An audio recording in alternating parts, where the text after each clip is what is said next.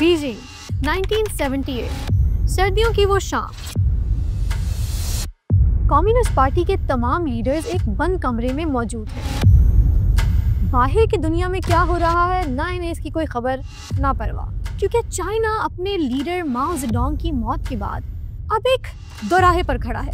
पिछले 10 साल मुल्क को तबाह कर चुके हैं। Their country out of the chaos. The results of the Cultural Revolution proved disastrous. The industry is stricken. Railroads are paralyzed.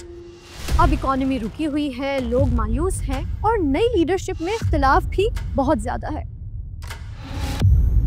एक तरफ वो हैं जो पिछले लीडर की पॉलिसीज जारी रखना चाहते हैं और दूसरी तरफ वो जो जानते हैं कि अब अगर तब्दीली नहीं आई तो मुल्क तबाह हो जाएगा। इन हालात में सबकी नज़र छोटा कद रखने वाले उस लीडर पर है, वो लीडर जिन्हें अच्छी तरह अंदाज़ा है कि इस वक्त जो भी फैसला होगा वो करोड़ों लोगों की जिंदगियां चेंज कर सकता है और तबाह भी कर सकता है। और इन्होंने फैसला कर लिया, एक ऐसा फैसला जिसके बाद कुछ भी हो सकता था। अगर एक छोटी सी गलती भी हुई ना तो बॉस इख्तिदार से नहीं जान से भी हाथ धोने पड़ जाएंगे। That he hasn't completely lost the game. In Beijing, events spiral out of control. लेकिन इन्होंने फिर भी फैसला किया, एक जुआ खेला, रिफॉर्म्स का और ओपन मार्केट का।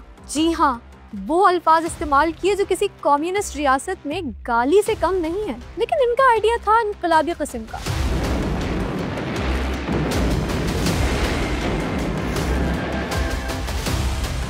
तो क्या ये जुआ कामयाब होगा? एक्चुअली यस, आज आधी सदी के बाद आप, मैं, बल्कि दुनिया का बच्चा जानता है कि उस रात होने वाला ये फैसला कितना कामयाब हुआ। उस बंद कमरे में किए गए इस फैसले ने चाइना को मुकम्मल तौर पर चेंज कर दिया। इसे एक इंडस्ट्रियल पावर हाउस बना दिया, एक टेक्नोलॉजी जायंट, एक आलमी ताकत जो आज अमेरिका जैसे सुपर पावर को आंखों में आंखें डाल के इसे चैलेंज कर रही है। अनबिलीवेबल। और ये कैसे हुआ? ये तब्दीली, ये मौजज़ा, ये इनकलाब, ये ट्रांसफॉर्मेशन कैसे पॉसिबल हुई? यही कहानी है चाइना की हैरान कुन तरक्की की, और इसकी बुनियाद जिस लीडर ने रखी उनका नाम था Deng Xiaoping. Deng is now number 3 in the old man's regime. लेकिन एक मिनट, क्या ये कहानी सिर्फ इकोनॉमिक ग्रोथ की कहानी है या इसके पीछे एक गहरी पॉलिटिकल स्ट्रैटेजी का ख्वाब भी है, ग्लोबल डोमिनेंस का ख्वाब? आज का चाइना दुनिया के फ्यूचर पर क्या इम्पैक्ट डालने वाला है?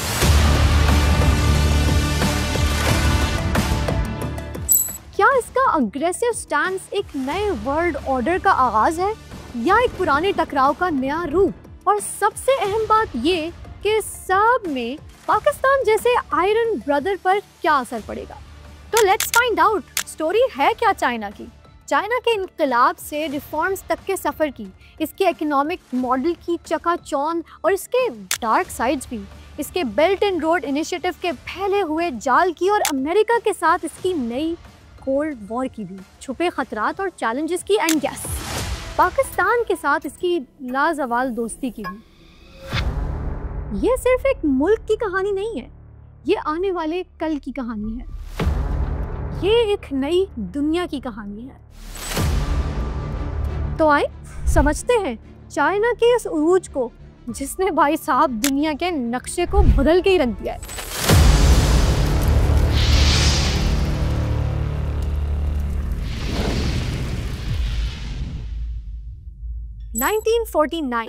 माओ जेडोंग ने पीपल्स रिपब्लिक ऑफ चाइना के क़याम का ऐलान किया।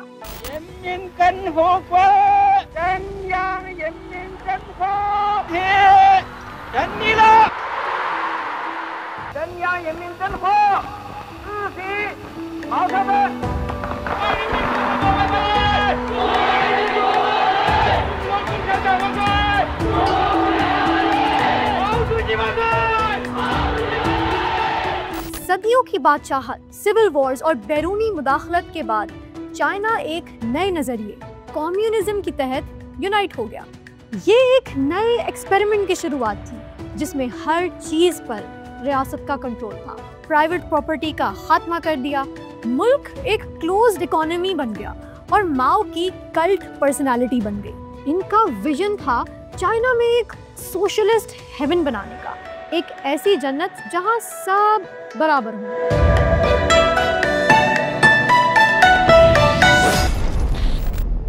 मगर जल्द ही ये जन्नत जहन्नम बन गई। 1958 से 1962 तक एक पॉलिसी चली, नाम था ग्रेट लीप फॉरवर्ड। इसका मकसद था तेजी से इंडस्ट्रियलाइजेशन करना, लेकिन इसकी प्लानिंग इतनी बुरी थी कि चाइना में तारीख का बदतरीन कहत आ गया, जिसमें करोड़ों, मतलब लाखों नहीं, करोड़ों लोग भूख से मर गए। अंदाजन ये तादाद 15 से 55 मिलियन तक हो सकती है। फिर 1966 से 1976 तक कल्चरल रेवोल्यूशन आया। ये एक सियासी जंग थी जिसने मुल्क को एक और दिहाई के लिए केओस, तशद्दुद और नजरियाती जुनून में मुब्तला कर दिया। दानिश्वरों को जलील किया गया, पुरानी तहजीब और तारीख को मिटाने की कोशिश की गई, इकोनॉमी तबाह हो गई और चाइना दुनिया में मजीद अकेला हो गया, आइसोलेट हो गया। माओ का चाइना नजरियाती तौर पर तो शायद मजबूत होगा, मगर प्रैक्टिकली एक नाकाम रियासत बन चुका था। और जब 1976 में माओ की मौत हुई तो चाइना एक दोराहे पर खड़ा था। सामने दो रास्ते थे, क्या माओ की सख्त पॉलिसीज पर चलता रहा जाए या कोई नया रास्ता चुने। पावर स्ट्रगल शुरू हुई और फिर चाइना की क़यादत मिली एक ऐसे आदमी को जो खुद माओ के कल्चरल रेवोल्यूशन का शिकार रह चुका था, जिसे माओ ने कई बार साइडलाइन किया था, मगर वो एक गैर मामूली आदमी था। आइडियल्स की बजाय ज्यादा प्रैक्टिकल सोच रखने वाला। नाम था Deng ज़ियाओपिंग। This conjuring trick makes heads swim. It has triggered a real revolution, and its author is Deng Xiaoping. Deng ज़ियाओपिंग ने वो किया जिसका उस जमाने में सोचा भी नहीं जा सकता था। कम्युनिस्ट पार्टी का रूल तो चलता रहा, मगर माओ के इकोनॉमिक आइडियाज बड़ी हद तक रिजेक्ट कर दिए। उनका फलसफा बिल्कुल सिंपल था, इससे फर्क नहीं पड़ता कि बिल्ली काली है या सफेद, जब तक कि वो चूहे पकड़ती है। यानी नजरिया जो भी हो, असल चीज है इकोनॉमिक डेवलपमेंट, असल चीज है लोगों की जिंदगी बेहतर बनाना। डंग ने 1978 में रिफॉर्म एंड ओपनिंग अप की पॉलिसी का आगाज किया। उन्होंने कहा, हम सोशलिज्म विद चाइनीज कैरेक्टरिस्टिक्स अपनाएंगे, यानी सियासी कंट्रोल पार्टी का, मगर मईशत में मार्केट फोर्सेस को काम करने दिया जाएगा। ये एक रेवोल्यूशनरी स्टेप था, एक इनकलाबी कदम। इकोनॉमी के दरवाजे दुनिया के लिए खोल दिए गए। शेंजन जैसे शहरों में स्पेशल इकोनॉमिक जोन्स बनाए गए, जहां फॉरेन इन्वेस्टर्स को टैक्स ब्रेक्स और दूसरी सहूलियात दी गई, प्राइवेट बिजनेस की इजाज़त मिली और मार्केट रिफॉर्म्स की गई। ये एक इनकलाब था, मगर खामोश इनकलाब। माओ ने चीन को पॉलिटिकली यूनाइट किया था, तो डंग ने इसे इकोनॉमिकली जिंदा कर दिया। ये डेन डॉक्ट्रिन ही है जिसने आज के चाइना की बुनियाद रखी। वो चाइना जिसने करोड़ों लोगों को गुर्बत से निकाला, और वो चाइना जिसने दुनिया को बदल दिया हमेशा के लिए। ये थी वो फाउंडेशंस जिन पर आज चाइना की आसमान को छूती इमारत खड़ी है। और हैरत की बात ये नहीं है कि चाइना ने गुर्बत को ख़त्म कर दिया, उससे ज़्यादा हैरत की बात ये है कि दुनिया की सबसे बड़ी आबादी होते हुए ऐसा किया और इस आबादी को कंट्रोल करके भी दिखाया। आपने चाइना की वन चाइल्ड पॉलिसी का में भी सुना होगा। गेस व्हाट, ये चाइना की तरक्की की बुनियाद बनी। वैसे तो ये पॉलिसी अब ख़त्म हो चुकी है, लेकिन चाइना के इकोनॉमिक मॉडल को यहाँ तक पहुँचाने में इस पॉलिसी का किरदार बहुत ही अहम रहा। बट अगर इससे हटकर देखें तो चाइना का इकोनॉमिक मॉडल क्या है? Let's find out. Honestly, China का इकोनॉमिक मॉडल आज भी पूरी दुनिया के लिए एक पजल है और साथ ही एक एग्जाम्पल भी। ये एक अजीब सा मिक्सचर है, एक हाइब्रिड सिस्टम। एक तरफ कम्युनिस्ट पार्टी का टोटल पॉलिटिकल कंट्रोल है, वन पार्टी रूल जहाँ इख्तिलाफ की कोई गुंजाइश नहीं, इंटरनेट पर सख्त सेंसरशिप, स्टेट सर्वेलेंस और इंसानी हुकूक का ऐसा रिकॉर्ड जो कोई मुल्क नहीं चाहेगा। तो दूसरी तरफ एक हाइपर एक्टिव बल्कि एक वाइल्ड किस्म की कैपिटलिस्टिक इकोनॉमी जहां कंपनीज अरबों डॉलर्स कमा रही हैं, लोग अमीर हो रहे हैं, दुनिया भर की मार्केट्स मेड इन चाइना के माल से भरी पड़ी है। हैरत यही है कि आखिर ये कॉम्बिनेशन चला कैसे? ऑनेस्टली जैसे भी चला हो, है किलर कॉम्बिनेशन। एक्चुअली इस मॉडल की बुनियाद चंद पिलर्स पर खड़ी है। पहला है रियासत का किरदार, the guiding hand of the state. वैसे तो प्राइवेट सेक्टर को ग्रो करने का मौका दिया गया है, मगर इकोनॉमी की कमांड आज भी बहुत हद तक स्टेट के हाथ में है। बल्कि ये कहना ज्यादा एक्यूरेट होगा कि कम्युनिस्ट पार्टी के हाथ में है। बैंकिंग, एनर्जी, ट्रांसपोर्ट, टेलीकॉम जैसे स्ट्रेटेजिक सेक्टर्स में बड़ी बड़ी सरकारी कंपनीज यानी स्टेट ओन्ड एंटरप्राइजेस डोमिनेट करती हैं। हुकूमत आज भी 5 ईयर प्लान्स बनाती है, इकोनॉमी को डायरेक्शन देती है एंड यस, जहां चाहे इंटरफेयर भी कर सकती है, इवन इफ जैक मा जैसे अरबपति को सबक सिखाना हो।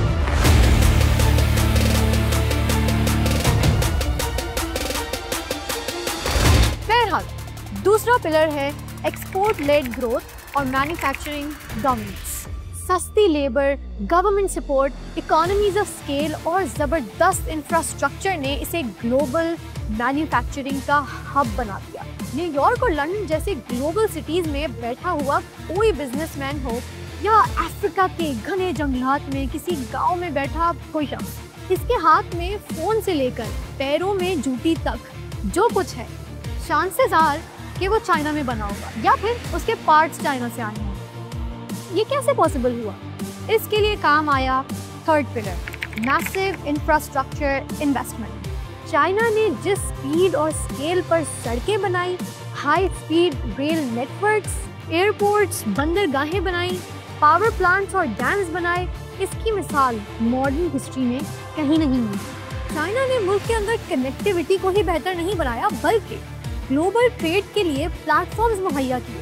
ये इंफ्रास्ट्रक्चर खुद इकोनॉमिक ग्रोथ का बड़ा ड्राइवर बना। तो इस मॉडल का रिजल्ट क्या निकला? अनफ्रिकिन बिलीवेबल। सिर्फ 4 दिहाइयों में चाइना ने 80 करोड़, अगेन लाखों सैकड़ों नहीं, 80 करोड़ से ज्यादा लोगों को पावर्टी, एक्सट्रीम पावर्टी से निकाला। इंसानी तारीख में पावर्टी रिडक्शन की इससे बड़ी सक्सेस स्टोरी कोई नहीं है। शहरों की शक्लें बदल गई, लोगों का लिविंग स्टैंडर्ड आसमान पर पहुंच गया, एक बहुत बड़ी मिडिल क्लास वजूद में आई जो कंज्यूम भी कर रही है और ट्रैवल भी कर रही है। चाइना बदल गया कंप्लीटली। चाइनीज मॉडल वाकई में सक्सेसफुल है, लेकिन इसमें कॉन्ट्रडिक्शंस भी हैं। क्या ये लॉन्ग टर्म में सस्टेनेबल है?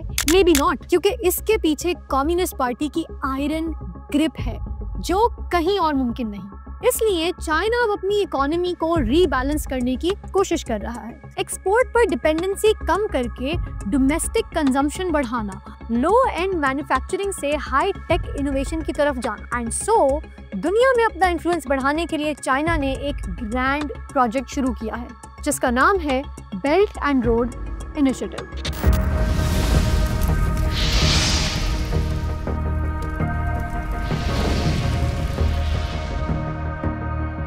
साल है 2013। चाइना के नए सदर शी जिनपिंग दुनिया के सामने एक नया एम्बिशियस प्लान पेश करते हैं, एक ऐसा प्रोजेक्ट जो 21वीं सदी की तारीख बदलने की सलाहियत रखता है, बेल्ट एंड रोड इनिशिएटिव। ये क्या है? वेल, ऑन पेपर ये कदीम शाहराए रेशम को रिवाइव करने का एक ख्वाब है, एक मॉडर्न सिल्क रोड। जमीन पर और समंदर में दोनों जगह ये एक मैसिव इंफ्रास्ट्रक्चर प्रोजेक्ट है जिसके तहत चाइना, एशिया, अफ्रीका, यूरोप और यहाँ तक कि लैटिन अमेरिका में भी सड़कों, railway, ports, pipelines, power plants और टेलीकॉम नेटवर्क्स का एक जाल बिछाया जाएगा।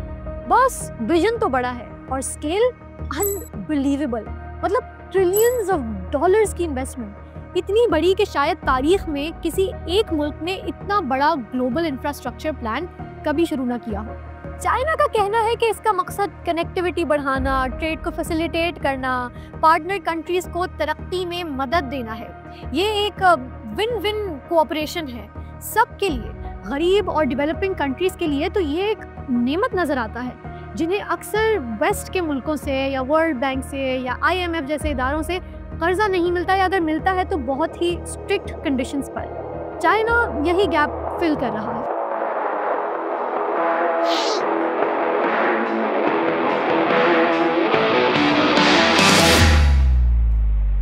मगर दोस्त, क्या पिक्चर इतनी सिंपल है? वेस्ट, खास तौर पर अमेरिका और इसके एलाइज, इस प्रोजेक्ट को शक की निगाह से देख रहे हैं। देखना भी चाहिए, वो नहीं देखेंगे तो कौन देखेगा? उनका कहना है कि BRI सिर्फ एक माशी मंसूबा नहीं है, बल्कि चाइना का जियोपॉलिटिकल वेपन है। ये चाइना की ग्लोबल पावर बनने की स्ट्रैटेजी का एक की पार्ट है। वो चाइना पर इल्ज़ाम क्या लगाते हैं? पहला और सबसे बड़ा इल्ज़ाम है कि ये डेट ट्रैप डिप्लोमेसी है, यानी चाइना जानबूझकर गरीब मुल्कों को ऐसे प्लान्स के लिए भारी कर्जे दे रहा है जिनकी इकोनॉमिक वाइबिलिटी मशकूक है, और जब वो मुल्क कर्ज वापस नहीं कर पाएंगे तो चाइना इनके स्ट्रेटेजिक एसेट्स जैसे बंदरगाहें, एयरपोर्ट्स या कुदरती वसाइल पर कंट्रोल हासिल कर लेगा। फिर अगला इल्ज़ाम है ट्रांसपेरेंसी की कमी। BRI प्रोजेक्ट्स के कॉन्ट्रैक्ट्स अक्सर नॉन ट्रांसपेरेंट होते हैं, शराइत खुफिया रखी जाती हैं, बिडिंग प्रोसेस ओपन नहीं होता, इससे करप्शन के खदशात बढ़ जाते हैं। And then there are environmental and social issues. कई प्लान्स पर इल्ज़ाम है कि इनमें एनवायरमेंटल स्टैंडर्ड्स का ख्याल नहीं रखा जाता, जिससे लोकल इकोसिस्टम्स को नुकसान पहुंचता है। ये भी कहा जाता है कि मकामी आबादी को मंसूबों से इतना फ़ायदा नहीं होता जितना चाइनीज़ कंपनीज और वर्कर्स को होता है। दैट मीन्स चाइना का फ़ायदा ज़रूर है। इल्ज़ाम लगाया जाता है कि चाइना अपनी ओवर कैपेसिटी जैसे स्टील और सीमेंट को एक्सपोर्ट करना, अपनी कंपनीज के लिए नए कॉन्ट्रैक्ट्स हासिल करना और अपनी करेंसी को प्रमोट करना चाहता है। और वो क्यों ना करे? सवाल ये है कि क्या मगरिब के ममालिक ने हमेशा ऐसे नहीं किया? पिछले 400 साल की तारीख उठाकर देखें, ये बिल्कुल वही स्ट्रैटेजी है जिस पर हर वेस्टर्न मुल्क ने अमल किया है। Britain, France, Spain and Portugal से लेकर खुद अमेरिका तक। इन्हें असल परेशानी है चाइना के बढ़ते हुए इन्फ्लुएंस से। इसलिए चाइना पर क्रिटिसिज्म्स में सच्चाई भी होगी, लेकिन प्रोपेगेंडा भी बहुत है, खास तौर पर फ्लैगशिप प्रोजेक्ट के हवाले से, चाइना पाकिस्तान इकोनॉमिक कॉरिडोर यानी CPEC के हवाले से।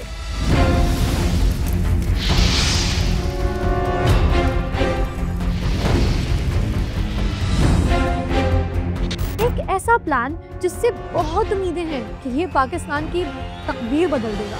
CPEC का कोर आइडिया है गवादर की डीप सी पोर्ट को चाइना के मगरबी सूबे सिनकियांग से मिलाना।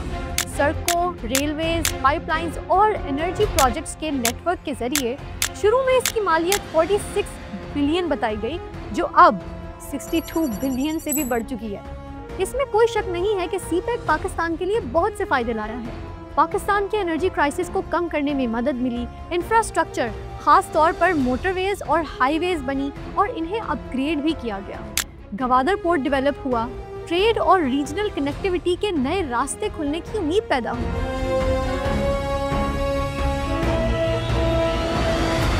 मगर जैसे जैसे वक्त गुजर रहा है, CPEC पर पाकिस्तान में भी सवालात उठ रहे हैं, वही सवालात जो BRI पर उठते हैं। लेकिन इन सवालों के जवाबात से पहले चलते हैं बाकी ममालिक की तरफ जो एक बड़े टकराव की तरफ बढ़ रहे हैं। जैसे जैसे चीन का कद बढ़ता गया, इसका कॉन्फ्लिक्ट दुनिया की वाहिद सुपर पावर से लाजमी हो गया, यानी United states of America. I mean it was inevitable.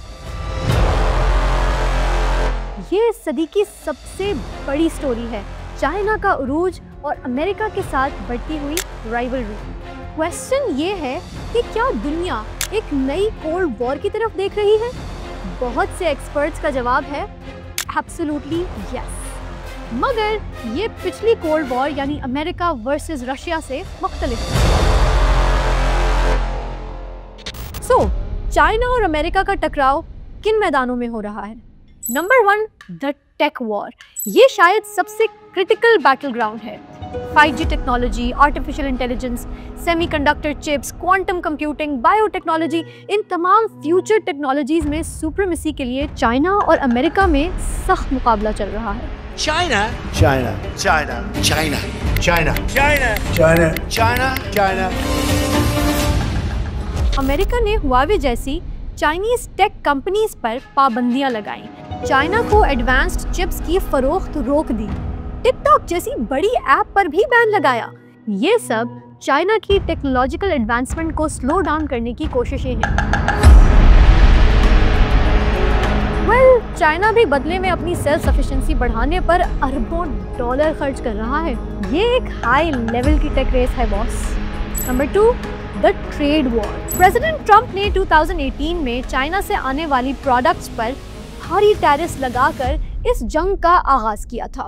मकसद था अमेरिका का ट्रेड डेफिसिट कम करना और चाइना पर अनफेयर ट्रेड प्रैक्टिसेस का इल्जाम लगाकर दबाव डालना, प्रेशर डालना। और अब दोबारा इक़्तिदार में आकर ट्रंप ने चाइना ही नहीं तकरीबन पूरी दुनिया पर भारी टैरिफ लगाए हैं। लेकिन चाइना पर लगाए गए टैरिफ बहुत ही ज्यादा हैं और यही वजह है कि ग्लोबल सप्लाई चेन्स पूरी तरह डिसरप्ट हो रही हैं और चाइना ही नहीं अमेरिका को भी नुकसान हो रहा है। Number 3, geopolitics and military competition. ये है दोनों की कोल्ड वॉर का सबसे खतरनाक मैदान। चाइना ताइवान को अपना हिस्सा समझता है और ताकत के जरिए इसे वापस लेने का अज़म भी रखता है। और अमेरिका ताइवान की हिमायत करता है। ऑब्वियसली आज चाइना और ताइवान के बीच मौजूद समुद्री पट्टी ताइवान स्ट्रेट दुनिया के खतरनाक तरीन फ्लैश पॉइंट्स में से एक है। यहाँ चाइना की बढ़ती हुई मिलिट्री एक्सरसाइजेस और अमेरिका की नेवल फ्लीट्स की मौजूदगी कॉम्प्लेक्सिटी को बढ़ाती है। फिर एक और फ्लैश पॉइंट भी है, साउथ चाइना सी। चाइना इस पूरे समुद्री इलाके पर अपना दावा करता है और वहाँ मसनूई जजीरे बनाकर फौजी अड्डे कायम कर चुका है। Number 4, military modernisation. चाइना अपनी फौज पीपल्स लिबरेशन आर्मी को तेजी से मॉडर्नाइज कर रहा है। क्या आपको मालूम है वो दुनिया की सबसे बड़ी नेवल फोर्स बना चुका है। वो जदीद फाइटर तैयारे, J-20, हाइपरसोनिक मिसाइल्स और एयरक्राफ्ट कैरियर्स तैयार कर रहा है। चाइना का स्पेस प्रोग्राम भी तेजी से बढ़ रहा है। चाइना की डिफेंस इंडस्ट्री अब एक्सपोर्ट कर रही है। ड्रोन से लेकर लड़ाका तैयारों तक, आबदोजों से लेकर बहरी जहाजों तक, बंदूकों से लेकर गोलियों तक, सब कुछ ही दुनिया चाइना से खरीद रही है। और ये सब इस बात का ऐलान है कि चाइना अब सिर्फ एक रीजनल पावर नहीं रहना चाहता, वो एक ग्लोबल मिलिट्री रखना चाहता है। And last but not the least, the ideological battle. ये जंग सिर्फ मफादात की नहीं, निज़ाम की भी है। अमेरिका खुद को जमहूरियत, आज़ादी और इंसानी हुकूक का अलमबरदार कहता है, चाहे इसकी अपनी हिस्ट्री और फॉरेन पॉलिसी में कॉन्ट्रडिक्शंस ही क्यों ना हो। जबकि चाइना की तरक्की इस बात की खुली अनाउंसमेंट है कि मगरबी जमहूरियत हर जगह काम नहीं करती और स्टेबिलिटी और तरक्की ज़्यादा अहम है। तो चाइना मौजूदा यूएस डोमिनेटेड वर्ल्ड ऑर्डर को चैलेंज कर रहा है और एक मल्टीपोलर दुनिया का मुतालबा कर रहा है, जहां सिर्फ वॉशिंगटन का हुक्म नहीं चलेगा बॉस।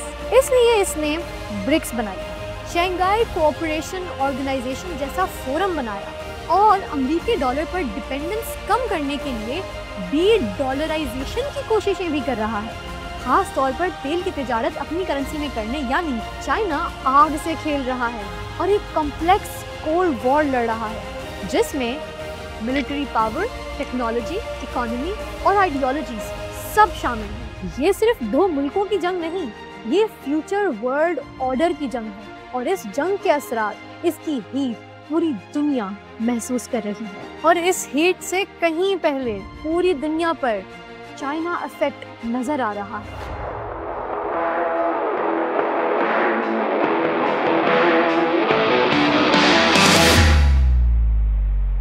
अच्छा लगे या बुरा, पसंद हो या नापसंद, इस रियलिटी से इनकार मुमकिन नहीं है कि आज की दुनिया पर चाइना का असर, द चाइना इफेक्ट, हर जगह, हर शोबे में नजर आता है। Number 1, global economy and supply chains. ये सबसे ऑब्वियस इफेक्ट है। आज हम जो कपड़े पहनते हैं, जो फ़ोन इस्तेमाल करते हैं, जो खिलौने हमारे बच्चे खेलते हैं, जो कंप्यूटर्स हम चलाते हैं, इनमें से मेजॉरिटी या तो मेड इन चाइना है या इनके पार्ट्स चाइना से आते हैं। चाइना दुनिया की फैक्ट्री बन चुका है और पूरी ग्लोबल सप्लाई चेन एंटायरली इसके ऊपर डिपेंडेंट है। आज दुनिया की तमाम ही बड़ी कंपनीज चाइना में अपना माल तैयार करवाती हैं, चाहे जदीद तरीन स्मार्टफोन्स हो या फिर ब्रांडेड कपड़े और सामान, सब कुछ चाइना में बनता है। वो ज़माने गुजर गए जब चाइना में बने सामान को कहा जाता था चले तो चांद तक वरना शाम तक। अब आपका आईफोन भी चाइना में बनता है, सैमसंग भी, नाइकी, एडिडास, पूमा से लेकर रेबैन तक, ज़ारा, लिवाइस तक, बल्कि अब तो चाइना के अपने ब्रांड्स इतने बड़े हो चुके हैं कि दुनिया के हर ब्रांड को टक्कर दे रहे हैं। Xiaomi से लेकर BYD, हायर से लेकर अलीबाबा तक। चाइना अब मैन्युफैक्चरिंग में दुनिया की सबसे बड़ी पावर है और कोई मुल्क इसका मुकाबला नहीं कर सकता। कोविड-19 की वबा ने दुनिया को बता दिया कि चाइना में लॉकडाउन हो, वहाँ फैक्ट्रियाँ बंद हो तो क्या होता है। पूरी दुनिया में चीज़ों की किल्लत हो गई, महंगाई आसमान तक पहुँच गई और दुनिया ग्लोबल सप्लाई चेन्स को डाइवर्सिफाई करने की बातें करने लगी। Number 2, impact on the global south. Asia, Africa और लैटिन अमेरिका के डेवलपिंग कंट्रीज़ के लिए चाइना एक मेजर प्लेयर बनकर उभरा है। वो इन मुल्कों में सबसे बड़ा इन्वेस्टर, सबसे बड़ा ट्रेड पार्टनर और सबसे बड़ा क्रेडिटर भी बन रहा है। बेल्ट एंड रोड इनिशिएटिव के जरिए वो इन मुल्कों में इंफ्रास्ट्रक्चर बना रहा है, इन्हें कर्जे दे रहा है और अपना पॉलिटिकल इन्फ्लुएंस बढ़ा रहा है। बहुत से मुल्क इसे तरक्की की न्यू अपॉर्चुनिटी समझते हैं और मगरिब के असर से आज़ाद होने का जरिया भी। हकीकत ये है कि चाइना ने गरीब मुल्कों को एक ऑल्टरनेट ऑप्शन दिया है और इन ममालिक की बार्गेनिंग पावर बढ़ाई है। Number 3, anxiety and reaction in the west. China का इतनी तेज़ी से इकोनॉमिक और मिलिट्री पावर बनना और इस्टेब्लिश्ड वर्ल्ड ऑर्डर को चैलेंज करना अमेरिका और इसके यूरोपियन इत्तेहादियों के लिए सबसे बड़ा सरदर्द है। वो चाइना को अब सिर्फ एक इकोनॉमिक कंपेटिटर नहीं बल्कि एक सिस्टमिक राइवल और नज़रियाती चैलेंज समझते हैं। टेक्नोलॉजी वॉर, तिजारती पाबंदियाँ, नए सिक्योरिटी अलाइंसेस बनाना और नेटो का फोकस भी चाइना की तरफ मोड़ना, ये सब चाइना के चैलेंज की वजह से है। Number 4, influence on global institutions. China अब यूनाइटेड नेशंस में, इसके सिक्योरिटी काउंसिल में अपनी veto power, world trade organisation, world bank और IMF जैसे इदारों में पहले से कहीं ज़्यादा एक्टिव और इन्फ्लुएंशियल है। वो इन इदारों के रूल्स को अपने बेनिफिट के लिए शेप करने की कोशिश कर रहा है। साथ ही इसने मुकाबले में अपने ऑल्टरनेटिव इदारे बनाए हैं, जैसे एशियन इंफ्रास्ट्रक्चर इन्वेस्टमेंट बैंक और ब्रिक्स बैंक, ताकि दुनिया पर बेस्ट की फाइनेंशियल ग्रिप को कम किया जा सके। Last, soft power and culture. यही नहीं, चाइना सिर्फ हार्डवेयर पर ही नहीं, सॉफ्टवेयर पर भी जोर दे रहा है। यानी सिर्फ इकोनॉमी और मिलिट्री पर नहीं बल्कि कल्चर और आइडियाज़ पर भी। वो अपनी ज़बान यानी मैंडरिन, अपनी सकाफत और नैरेटिव को दुनिया भर में प्रमोट करने की पूरी कोशिश कर रहा है। कन्फ्यूशियस इंस्टीट्यूट्स का ग्लोबल नेटवर्क, CGTN जैसे सरकारी मीडिया की इंटरनेशनल लेवल पर एक्सपेंशन, फिर चाइनीज़ फिल्में, ड्रामे, टूरिज्म, ये सब दुनिया में चाइना का एक पॉजिटिव इमेज बनाने और इसके पर्सपेक्टिव को फैलाने की कोशिशें हैं। तो बॉटम लाइन क्या है? यही कि चाइना का उरूज एक गेम चेंजर है। इसने दुनिया में बैलेंस ऑफ पावर बदल दिया है, वर्ल्ड इकोनॉमी को रीशेप किया है और ग्लोबल पॉलिटिक्स के रूल्स ऑफ द गेम बदल दिए हैं। इसीलिए हम सब, चाहे कहीं भी हो, चाइना अफेक्ट से डायरेक्टली या इनडायरेक्टली मुतासर हो रहे हैं। हमारे लिए लेकिन सबसे क्रिटिकल सवाल ये है कि इस सब में पाकिस्तान कहाँ है? और अब आते हैं इस रिश्ते की तरफ जिसे समंदरों से गहरा, हिमालय से ऊंचा और शहद से मीठा कहा जाता है। पाकिस्तान और चाइना का रिश्ता ऑल वेदर फ्रेंड्स या आयरन ब्रदर्स का ताल्लुक, जो वक्त के साथ साथ मज़ीद गहरा और स्ट्रेटेजिकली अहम होता जा रहा है। ये दोस्ती 50s से है, मगर पिछली दिहाई में CPEC ने इसे एक नई डायमेंशन दी है। पाक चाइना रिलेशनशिप की सबसे विजिबल अलामत है CPEC, चाइना पाकिस्तान इक़्तिसादी राहदारी वो मंसूबा जिसके बारे में कहा गया कि ये पाकिस्तान की किस्मत बदल देगा, इसे एक रीजनल ट्रेड हब बना देगा, मुल्क में तवानाई का बहरान ख़त्म कर देगा और लाखों नौकरियां पैदा करेगा। और किसी हद तक इसने किया भी। मगर तस्वीर का दूसरा रुख भी है। CPEC के साथ आए हैं भारी चाइनीज़ कर्जे। पाकिस्तान पर पहले ही कर्ज़ों का ह्यूज बर्डन था। CPEC के मंसूबों ने इसे सिग्निफिकेंटली इंक्रीज़ कर दिया। आज बड़ा सवाल ये है कि क्या पाकिस्तान ये महंगे चाइनीज़ कर्जे वापस कर भी पाएगा? क्या हम भी श्रीलंका की तरह डेट ट्रैप में नहीं फंस रहे? The thing is, CPEC projects के कॉन्ट्रैक्ट्स ओपन नहीं हैं। ज़्यादातर डिटेल्स पब्लिक से खुफिया रखी गई हैं। ये ट्रांसपेरेंसी की कमी, करप्शन और बैड डील्स के रिस्क को जन्म देती है। एंड देन CPEC पाकिस्तान के लिए एक बड़ा सिक्योरिटी चैलेंज भी है। प्लान्स और इन पर काम करने वाले हज़ारों चाइनीज़ सिटीजन्स की हिफाजत के लिए पाकिस्तान ने डेडिकेटेड सिक्योरिटी फोर्स बनाई है, जिस पर अरबों रुपए सालाना खर्च हो रहे हैं। और फिर भी दहशतगर्द हमलों का ख़तरा टला नहीं है। और ये शिकायत भी आम है कि CPEC के मंसूबों में ज़्यादातर ठेके और मुनाफा बख्श नौकरियां चाइनीज़ कंपनीज़ और चाइनीज़ वर्कर्स को ही मिलती हैं, जबकि पाकिस्तानी कंपनीज़ और मकामी लेबर नज़रअंदाज होते हैं। तो क्या फिर ये पाकिस्तानियों के लिए तरक्की है? गवादर, जो इस पूरे प्रोजेक्ट का क्राउन जूल समझा जाता है, वहाँ के मकामी माहीगीर और शहरी आज भी पीने के साफ पानी, बिजली, सेहत और एजुकेशन जैसी बेसिक सहूलियात को तरस रहे हैं। इनकी रोज़गार यानी फ़िशिंग पर भी नेगेटिव असरात पड़े हैं। और CPEC के बाद चाइना के साथ पाकिस्तान का ट्रेड डेफिसिट मज़ीद बढ़ा है। सस्ती चाइनीज़ प्रोडक्ट्स ने लोकल इंडस्ट्रीज़ को भी नुकसान पहुंचाया है। तो क्या ये तरक्की है या ये एक फ्रेश न्यू किस्म की इकोनॉमिक डिपेंडेंसी? हाँ, इकोनॉमी से हटकर देखें तो स्ट्रेटेजिक और डिफेंस रिलेशंस बहुत ही सॉलिड है। चाइना पाकिस्तान का सबसे बड़ा और रिलायबल डिफेंस पार्टनर है। JF-17 थंडर फाइटर जेट की म्यूचुअल प्रोडक्शन से लेकर बैटल टैंक्स, बहरी जहाज़ों, आबदोज़ों और दूसरे एडवांस्ड हथियारों की फराहमी तक ये ताल्लुक पाकिस्तान की दिफाई सलाहियत के लिए क्रिटिकल है।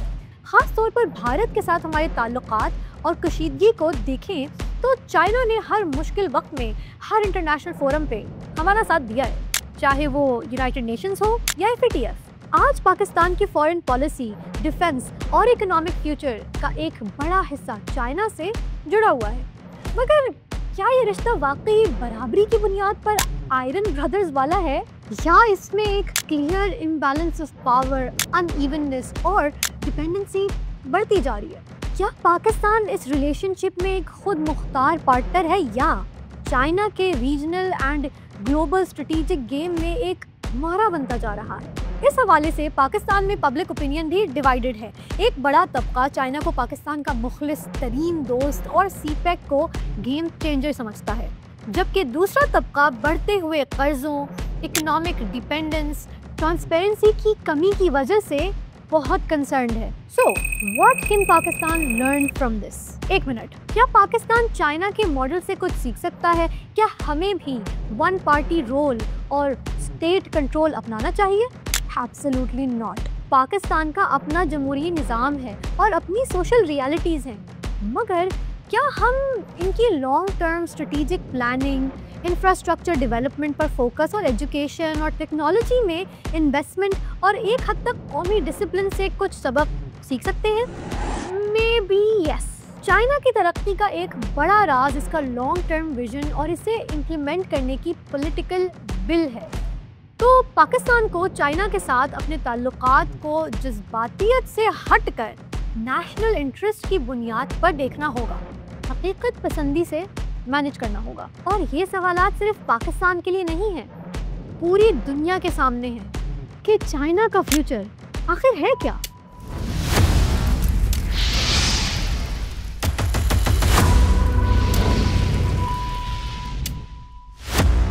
देखें, इसमें कोई शक नहीं है कि चाइना आज एक ग्लोबल सुपर पावर बन चुका या बनने के बहुत करीब है।